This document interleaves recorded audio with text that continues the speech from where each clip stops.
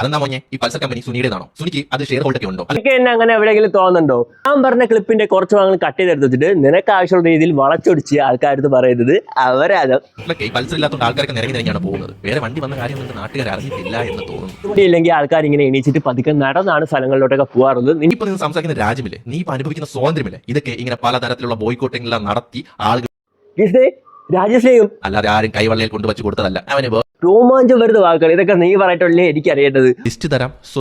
Please. സ്വദേശിയാൻ boycott movement 1905-1911, civil disobedience movement 1930-34, quit India movement 1942. ഇതൊക്കെ Bernoulli's theory എന്താണെന്ന് അറിയാമോ? വെക്ടർ റെസൊല്യൂഷൻ അറിയാമോ? റഷ്യൻ റെവല്യൂഷനെ പറ്റി അറിയാമോ? ഇതിനെ പറ്റി ഇവിടെ പറയേണ്ട ആവശ്യം എന്താണെന്ന് നിങ്ങൾക്ക് തോന്നും. അത് തന്നെയാണ് ഞാനും ആലോചിക്കുന്നത്. സ്കൂളിൽ പഠിച്ചിട്ടുണ്ടായിരിക്കുമെന്ന് കരുതുന്നു. ഇത്രയും നോക്കി നിനക്ക് ഒരു സിലബസ് എടുത്ത് നോക്കാൻ അറിഞ്ഞൂടെ?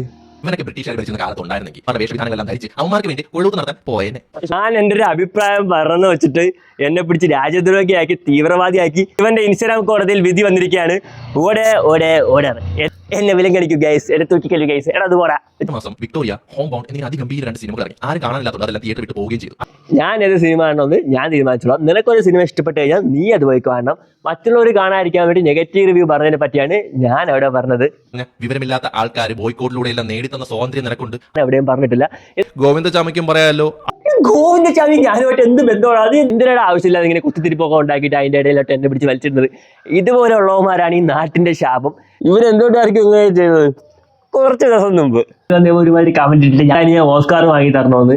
അപ്പോൾ ചോദിച്ചു ഓസ്കാർ നീയാണോ തരുന്നതെന്ന്. അപ്പൊ ഞാൻ പറഞ്ഞു ആ ഓസ്കാർ ആരാ കൊടുക്കുന്നതെന്ന് നിനക്ക് അറിയില്ലേ? അത് ഓസ്കാർ കിട്ടേണ്ട യോഗ്യത ഉണ്ടോ എന്ന് ഞാൻ ചോദിച്ചപ്പോൾ അവൻ്റെ അടുത്ത് ചോദിക്കുകയാണ് യോഗ്യത നീയല്ല നിർണ്ണയിക്കുന്നതെന്ന്. സീരിയസ് ആയിട്ട് ഇവൻ ഓസ്കാർ കിട്ടുന്നത് ഇവൻ തന്നെ വിചാരിച്ചിരിക്കുകയാണ്. ഇപ്പൊ പറയുന്നതൊക്കെ എന്തോ കൗണ്ടറാണെന്നാണ് ഇവൻ തന്നെ അവകാശപ്പെടുന്നത്.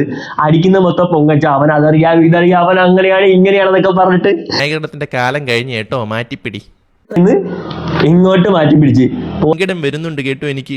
ഇനിയിപ്പോ കുഴപ്പമില്ല, ഇതെല്ലാം ഓർത്ത് സൈഡിലോട്ട് മാറി എന്ന് മോങ്ങിക്കോ. അപ്പൊ ഹാപ്പി ക്രിസ്മസ്. അടിച്ചു പൊളിക്കുക. Bye by.